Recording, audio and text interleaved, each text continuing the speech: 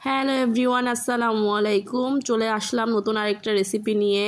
আজকে আমি তৈরি করব কলা দিয়ে খুবই সহজ এবং মজাদার একটি পিঠার রেসিপি। বিকালের নাস্তায় খুব সহজেই এই পিঠাটি বানিয়ে নেওয়া যায়। খুবই মজা হয় খেতে এবং একেবারে নরম তুলতুলে হয়। চলুন তাহলে কথা না বাড়িয়ে পুরো রেসিপিটি দেখে নেওয়া যাক।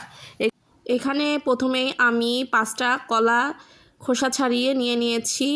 এখন এটাকে একটা কাঁটা চামচের সাহায্যে ম্যাশ করে নিব। একটা কাঁটা চামচ দিয়ে আমি এটাকে খুব ভালো করে ম্যাশ করে নিব। পাকা কলাগুলো কাঁটা চামচ দিয়ে খুব সহজেই ম্যাশ করে নেওয়া যায়, অথবা আপনারা হাত দিয়েও করে নিতে পারেন, এক্ষেত্রে কোনো সমস্যা হবে না। কলাটাকে ম্যাশ করে নিয়ে এর মধ্যে দিয়ে দিব একটা ডিমটাকে ভেঙে কলার মধ্যে দিয়ে দিচ্ছি। দিয়ে দিব চিনি 1/3 কাপ। চিনিটা আপনাদের প্রয়োজন অনুযায়ী বাড়িয়ে বা কমিয়ে দিতে পারেন। চিনি, কলা এবং ডিম একসাথে ভালো করে মিশিয়ে নিব। এটাকে খুব ভালো করে গলিয়ে নিতে হবে। এখন এর মধ্যে দিয়ে দিচ্ছি 1 চিমটি পরিমাণের লবণ, দিয়ে দিব 1 কাপ ময়দা। আপনারা যারা মিষ্টি খাবারে লবণ পছন্দ করেন না তারা চাইলে লবণ বাদও দিতে পারেন। ময়দাটাকে খুব ভালো করে মেখে নিয়েছি। এখন এর মধ্যে দিয়ে দিব 1/2 চামচ বেকিং পাউডার। এখানে বেকিং পাউডারই ব্যবহার করতে হবে, বেকিং সোডা ব্যবহার করার কোনো প্রয়োজন নেই। এখন সব কিছু খুব ভালো করে মিশিয়ে নিয়ে এর মধ্যে আমি দিয়ে দিব অল্প অল্প করে লিকুইড দুধটা একেবারে না দিয়ে অল্প অল্প করে মিশিয়ে পিঠার মিশ্রণটি তৈরি করে নিতে হবে। একেবারে দিলে দেখা যাবে একেবারে লিকুইড হয়ে যেতে পারে। এর জন্য প্রয়োজন অনুযায়ী অল্প অল্প করে দিয়ে এই ডোটা তৈরি করে নিতে হবে। ঠিক এরকমটা হবে পিঠার গোলাটা।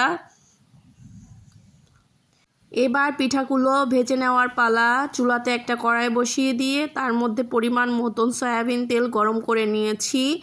এখন গরম তেলের মধ্যে একটা গোল চামচের সাহায্যে আমি পিঠাগুলো একটা একটা করে দিয়ে দিচ্ছি। চুলার আঁচ মিডিয়ামে রেখে পিঠাগুলো ভেজে নিতে হবে। এই পিঠাগুলো খেতে কিন্তু ভীষণ ভালো হয়।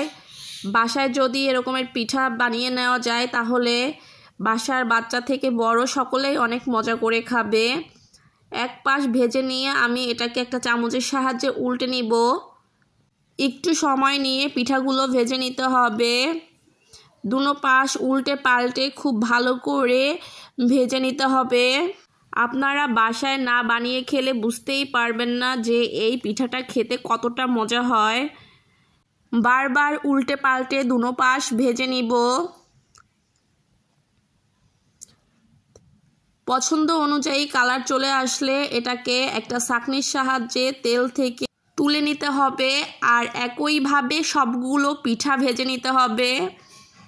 বাসায় একসাথে অনেক কলা আনলে দেখা যায় কিছু কলা উপরের খোসাটা কালচে হয়ে যায়। ওই কলা কেউ খেতে চায় না, কিন্তু কলাটা বেশি পেকে গেলে উপরের খোসাটা কালচে হয়ে যায়।